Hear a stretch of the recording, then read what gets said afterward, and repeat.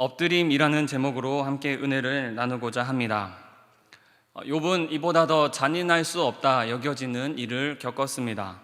하루아침에 전 재산을 다 잃었지만 평생의 노력이 한순간에 물거품으로 돌아가는 순간이었지만 그래도 다시 일어설 수 있다고 스스로 다짐할 때쯤 자녀들이 모두 떠나고 말았다는 소식을 듣게 됩니다. 재산이야 다시 모을 수 있다지만 잃어버린 자녀를 어디서 어떻게 되찾을 수가 있겠습니까? 최악의 현실을 직면하는 경우에 보통은 내부에서부터 무너지기 마련입니다. 다시 일상생활로 돌아오기까지 많은 시간이 걸릴 수도 있고 극소수의 이야기일 수 있으나 삶 전체가 망가져 버리기도 합니다. 충격에서 헤어나오지 못하는 사람을 향하여서 그 누가 손가락질 할 수가 있겠습니까? 욥이 당한 이 현실은 그 어떤 뛰어난 스승이라 할지라도 좌절하고 낭망할 만큼 그만큼 힘든 일이라 충분히 이해가 되는 일이라 할 수가 있겠습니다. 일생에 한번 겪을까 말까 하는 이 충격적인 사건에서 평정심을 유지하거나 일상생활을 지키기에 어렵다는 건 부정할 수 없는 사실인데 그렇기 때문에 오늘 본문에 나타나는 욥의 고백과 행동은 놀랍기 그지없습니다. 자녀와 재산을 다시 말해 한평생 그가 노력하고 소중히 여겼던 대부분을 잃은 후에 나타나는 반응은 두 가지입니다.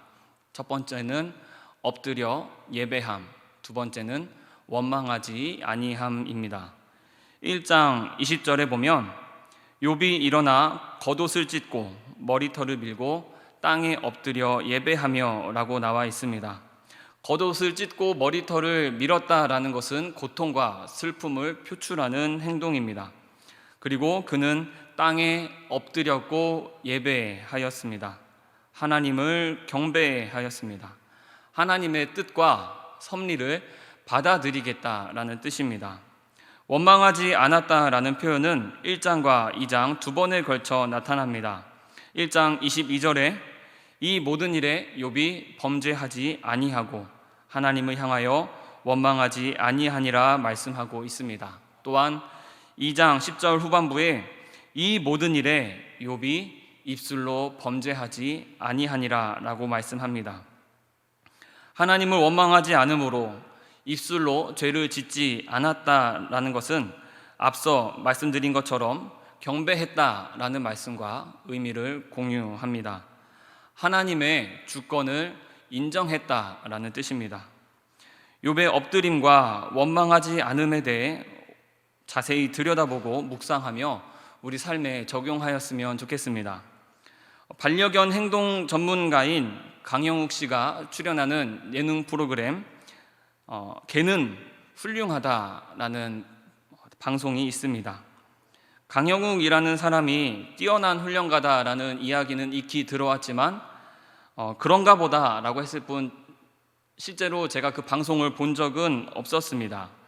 그러다가 우연한 기회에 보게 되었는데 놀라움을 금치 못했습니다.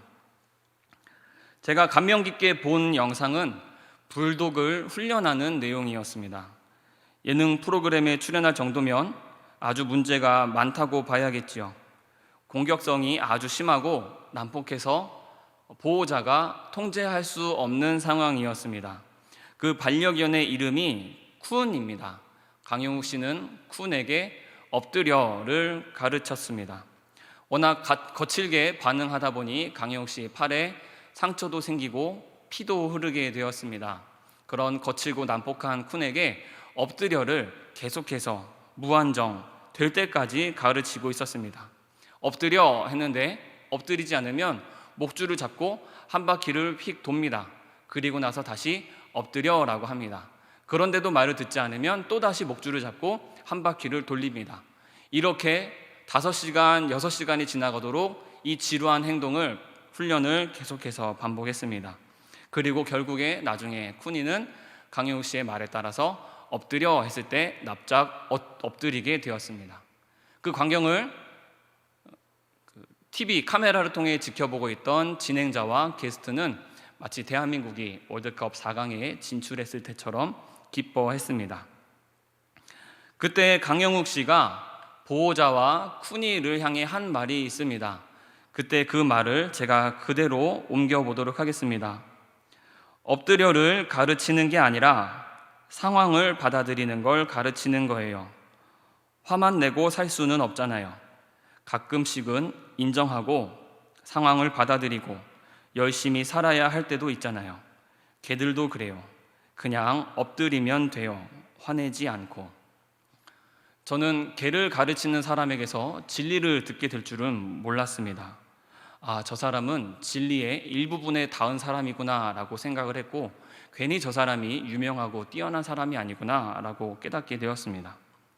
엎드려를 가르치는 건 어떠한 자세를, 행위를 가르치는 게 아니라 상황을 받아들이는 걸 가르치는 거라고 말했습니다. 고스란히 욥에게 적용이 되는 말입니다. 욥은 기가 막히고 혼이 나갈 듯한 상황 가운데에서 엎드렸습니다. 단순히 다리에 힘이 풀려서 주저앉고 싶어서 자세를 낮춘 게 아닙니다. 그 상황을 받아들인 것이지요. 내가 화낸다고 해결될 일이 아니고, 내가 누군가를 원망한다고 해서 분풀이밖에는 남는 것이 더 있는가? 욥은 엎드림의 진리를 알고 있었습니다. 그래서 욥의 입에서는 이러한 말이 나옵니다. 1장 21절입니다. 내가 모태에서 알몸으로 나왔사온즉 또한 알몸이 그리로 돌아가올지라. 주시니도 여호와시요 거두시니도 여호와시오니 여호와의 이름이 찬송을 받으실지니이다. 내가 지금까지 누렸던 것은 하나님께서 주신 것입니다. 그걸 다시 가져가셨을 뿐입니다. 여전히 하나님은 나의 하나님이 되십니다 라는 놀라운 고백입니다. 2장 10절에서도 아내에게 말합니다. 우리가 하나님께 복을 받았은즉 화도 받지 아니하겠느냐. 하나님께서 주셨다. 그래서 하나님께서 다시 가져가셨다. 하나님께서 복을 주시고 화도 주셨다. 아주 단순한 말이지만 모든 것을 담고 있습니다. 왜 나에게 이러한 일이 일어났느냐라는 불필요한 원망이나 이유를 찾는 물음이 없습니다. 상황을 받아들이는 것이지요. 그의 엎드림은 상황을 받아들였다라는 전인격적인 고백입니다. 우리의 신앙에도 엎드림이 필요합니다. 요즘과 같은 열악한 상황 속에서 더욱 필요한 믿음의 자세입니다. 뜻밖의 상황이지요. 예상치 못했던, 준비되어 있지 않은 그 당황스럽고 무엇을 어떻게 해야 되는지 감조차 잡히지 않는 이러한 상황에서 분명히 우리는 방법을 모색해야 합니다. 우리는 헤쳐나가야 하고 또 승리를 모색해야 합니다. 그러나 이 모든 일에 앞서서 우리가 먼저 해야 할 것은 하나님 앞에 엎드리는 것입니다. 하나님께서는 우리에게 주시기도 하시며 거두시기도 하시는 분임을 인정하는, 상황을 받아들이는 순종이 필요합니다. 우리는 엎드림에서부터 시작해야 합니다. 영어 성경에 보면 엎드림을 face down이라고 적어 놓았습니다. 고개를 숙인다, 얼굴을 땅을 향해 자세를 낮추고 무릎을 꿇는 자세, face down입니다. 엎드리고 무릎을 꿇으면, 자세를 낮추면 하나님을 만날 수가 있습니다. 신기합니다. 역설적이지 않습니까?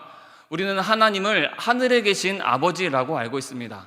저 하늘에 계신 아버지를 만나기 위해서 우리가 목을 꼿꼿이 세우고 하늘을 얼굴로 향하여서 주님을 불러야 할 텐데, 그런데 오히려 자세를 낮추고 무릎을 꿇고 땅을 가까이 얼굴을 맞닿으면 그때 비로소 하나님을 만날 수 있습니다. 왜냐하면 엎드림이라는 것은 통제가 되었다라는 것을 뜻하기 때문입니다. 우리가 누구에게 통제가 되는 것입니까? 하나님께 통제가 되는 것입니다. 우리가 나의 주권을 내려놓고 하나님께서 나를 통제하십니다, 나는 하나님의 종입니다, 자녀입니다 라고 고백하며 자세를 낮추면, 엎드리면 그때 비로소 하나님의 음성을, 잔잔한 주님의 섭리를 우리가 듣게 됩니다. 느닷없이 찾아오는 고통과 또 절박한 순간에서 엎드림을 통해 임재하시는 하나님을 만나는 우리가 되기를 소망합니다. 주시는 이도 거두시는 이도 하나님이며 나는 하나님의 영역 안에서 살아가는 하나님의 자녀임을 깨닫는 은혜가 가득한 저와 여러분 되시기를 바랍니다. 욥의 엎드림은 하나님을 경배했다는 예식 차원에서 원망하지 않았다, 입술로 범죄하지 않았다라는 실제적이고 구체적인 삶의 모습으로 나타났습니다. 1장에 보면 욥이 범죄하지 않았다라는 장면이 나오고 2장에도 욥이 입술로 범죄하지 않았다라는 장면이 나오는데 이 1장과 2장 사이에는 시간적 간격이 있습니다.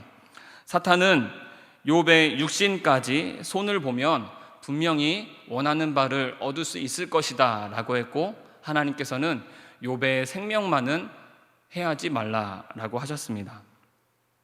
사탄의 개입을 다시 한번 허락하셨지요. 그래서 욥의 전신에 종기가 났습니다. 건강의 문제까지 더해진 것이지요. 한번 생각해 보시기 바랍니다. 재산을 전부 잃었습니다. 자녀들도 잃었습니다. 이제 온전히 남은 것이라고 내 몸뚱이 하나밖에 없습니다. 그런데 이제 내 육신마저 문제가 생겨서 아무것도 할 수 없는 지경에 이르렀습니다. 정신적 충격에서 물질적인, 사회적인 고통까지 그가 겪을 수 있는 모든 고통은 지금 다 그에게 찾아온 것이지요. 빈털터리 신세에 눈만 감으면 사랑하는 우리 자녀들이 눈앞에 어른거리는 것 같은데 이제 육신의 고통까지 더해졌습니다. 내가 그래도 정신을 차리고 마음을 다잡고 새로 한번 시작해 보리라 라고 생각할 수도 있을 텐데 이제 건강까지 잃었으니 무엇을 할 수가 있겠습니까? 원망의 불씨가 그 내면 깊숙한 곳에서 타오를 만도한데 그는 여전히 하나님 앞에 서 있습니다. 옆에서 아내가 부축입니다. 2장 9절에 보면 그의 아내가 그에게 이르되 당신이 그래도 자기의 온전함을 굳게 지키느냐, 하나님을 욕하고 죽으라 말합니다. 아직도 그 잘난 고결함을 지키겠다는 겁니까? 믿음이 밥을 먹여줍니까? 당신 꼬라지 좀 봐요. 지금 대체 그게 뭡니까? 차라리 하나님을 저주하고 죽으세요 라고 말하는 것이죠. 인내의 한계심을 느낄 법도 한데 아슬아슬하게 유지해온 평정심이 무너지고 그동안 억눌러 왔던 모든 감정이 폭발할 법도 한데 욥은 여전히 하나님 앞에서 죄를 짓지 않았습니다. 마태복음 12장 33절에서 35절 말씀을 보도록 하겠습니다. 나무도 좋고 열매도 좋다 하든지 나무도 좋지 않고 열매도 좋지 않다 하든지 하라. 그 열매로 나무를 아느니라. 독사의 자식들아, 너희는 악하니 어떻게 선한 말을 할 수 있느냐? 이는 마음에 가득한 것을 입으로 말함이라.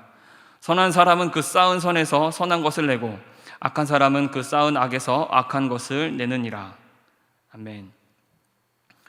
좋은 나무에서 좋은 열매를 맺듯 선한 사람은 선한 말을 냅니다. 예수님께서 독사의 자식들아 격한 단어로 질타하시는 대상은 바리새인들입니다. 귀신의 왕 바알세불의 힘을 빌려 귀신을 쫓아낸다라며 그 하나님의 역사를, 성령의 일을 모독한 그들을 향하여서 예수님께서는 질타하셨습니다. 바리새인들은 악한 자들이었기 때문에 그들이 보는 것도, 그들이 입에서 나오는 것도 악할 수밖에 없었습니다. 예수님의 사역에서 하나님 아버지를 보지 못하고 귀신의 왕 바알세불을 보았습니다.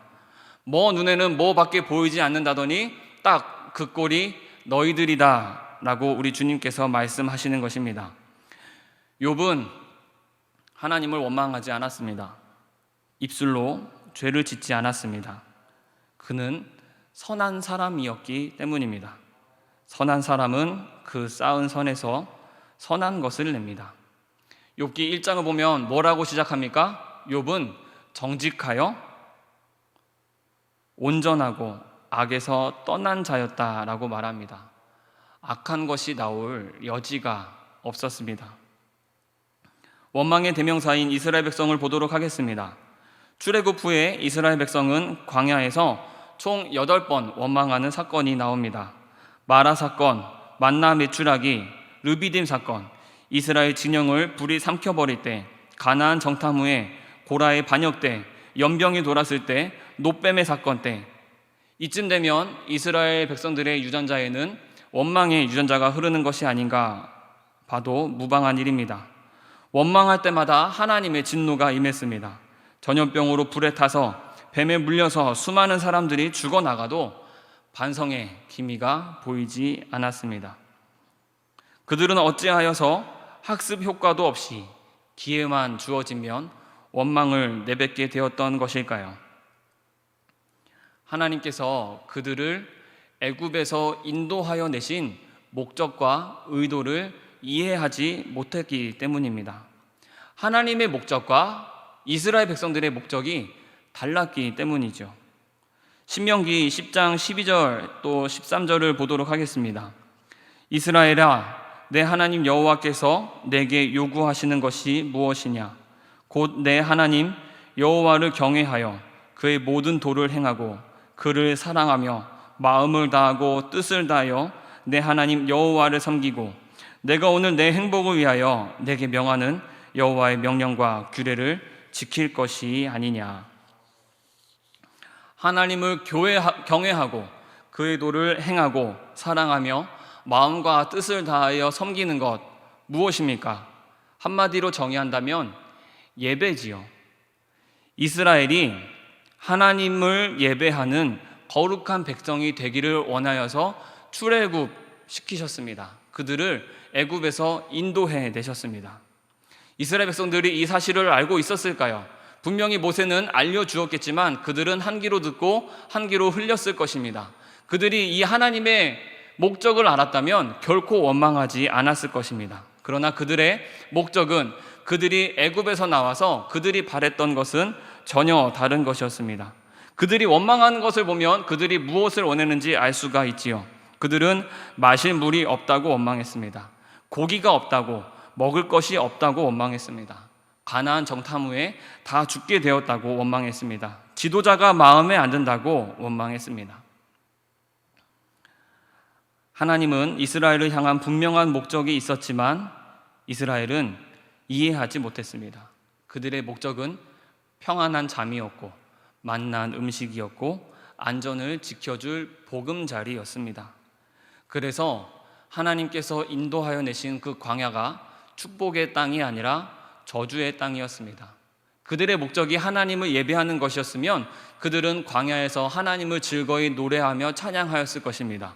홍해에서 바다를 가르신 그 기적을 맛보며 아말렉 족속을 무찌르고 반석에서 물이 나오고 하늘에서 만나와 메추라기가 떨어지는 그 사건을 보며 살아계신 하나님을 찬양했을 것입니다. 그런데 그들의 목적은 단순히 먹고 잘 사는 것에 지나지 않았기 때문에 하나님의 살아계신 역사를 보고서도 하나님을 원망할 수밖에 없었습니다. 다시 욥에게로 시선을 돌리겠습니다. 욥의 목적은 무엇입니까? 그가 무엇을 원했습니까? 재산을 늘리고 풍요롭고 안락한 생활을 원했다면 분명히 하나님을 욕했겠지요. 자녀들이 장성하여 세력이 넓어지고 대를 더하면 대할수록 거대한 가문이 되는 것, 그 당시에 가장 명예롭고 자랑스러운 일이지만 그것을 이루었지만 욥의 목적은 그것에 있지 않았습니다.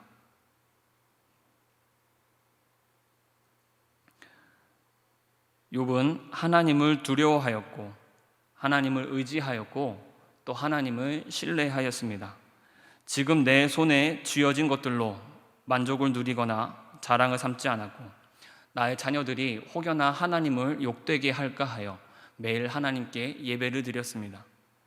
욥의 목적은 분명합니다. 그는 하나님을 예배하기 위하여 살았습니다. 그래서 최악의 현실 앞에서도 엎드리며 하나님께 예배하였습니다. 지금까지 선한 것을 쌓으며 살아왔기에 예배하고 또 예배하며 하나님을 바라며 기대하고 은혜를 소망하고 살아왔기 때문에 하나님을 원망하지 않을 수가 있었습니다. 그의 입에서 악한 것이 나오지 않았고 범죄하지 않았습니다. 그의 유일한 목적은 하나님을 예배하는 것이기 때문입니다. 욥의 엎드림과 욥의 예배는 욥이라는 사람을 보여주는 가장 대표적인 강렬한 두 단어입니다. 그의 정체성을 확인시켜 주는 것입니다. 재산을 잃고 자녀를 잃고 건강을 잃어도 엎드려 예배할 수 있었던 이유는 예배가 특별한 의도에서 비롯된 것이 아니라 그의 순수하고 간절한 열망이 가득 담긴 예배 자체를 원했기 때문입니다. 예전부터 이미 그의 살아생전이 그가 철들었을 때부터, 그가 하나님을 인격적으로 인식하고 있을 때부터 하나님을 예배해 왔기 때문에 예배는 당연한 것이고 수단이 아니었습니다. 예배를 통해 무언가를 얻고자 했다면, 소망이 이루어지길 바랬다면 그의 입에서는 분명히 원망이, 욕설이 튀어나왔을 것입니다. 제가 지금까지 하나님께 한 게 얼마입니까? 제가 지금까지 주님께 드린 그 예물이 얼마입니까? 그런데 어떻게 하나님 저에게 이럴 수가 있습니까? 라고 이야기했을지도 모릅니다.